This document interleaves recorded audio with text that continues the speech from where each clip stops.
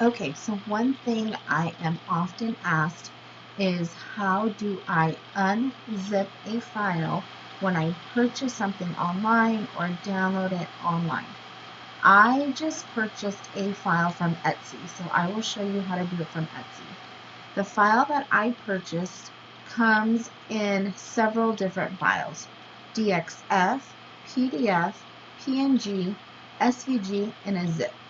So if you were going to put this directly onto Design Space and cut this out with vinyl, that would mean you would want it in SVG format, which means layers. You can group or ungroup certain parts of your design.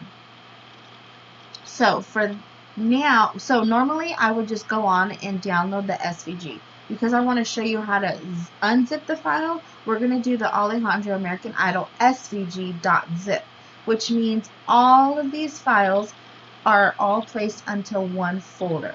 So what you're going to do when you are here, or any file, you want to download it first. Once you hit download, it'll ask you, do you want to run or save, open? I always click open. Once the file has opened, you can see everything that is in this folder. Normally, there's a lot of stuff in this folder that I don't need, such as instructions, who the original creator is, some of those things or documents you may need. I don't tend to keep them because I never usually need them. So it's completely up to you. From the last screen, you could have saved as and save it wherever you want, because there's only one file I want. By clicking open, I've already unzipped the file. So the next step is, for me, I want to use the SVG. So you'll see there are several. These ones for some reason are all saved SVG, but they're not SVGs. If you look under type, it'll tell you exactly what it is. So this is SVG. This is a PDF format. PNG, which is like for photos. So for Cricut software, for Design Space, we only need the SVG. So I am going to take the SVG and save that. So I'm just going to, I haven't even clicked on it. It's just my mouse is highlighted on it. And I am going to click and drag. So I'm going to put it in my folder called Cricut Files. At this point, you don't want to let go until you have it where you have the file where you want it. So if I wanted to save it on my desktop, I would highlight desktop and let go of my mouse. I don't want to do that because that's not where I want it. I want to save it in Cricut Files, so once it's highlighted, I can let go.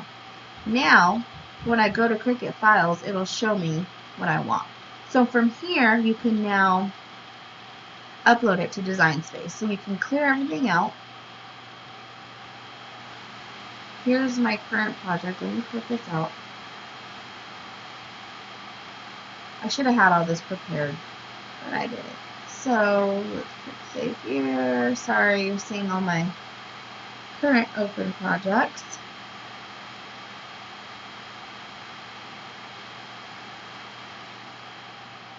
Okay, so once you are on the Design Space software, you want to click upload. Click upload image. You want to browse.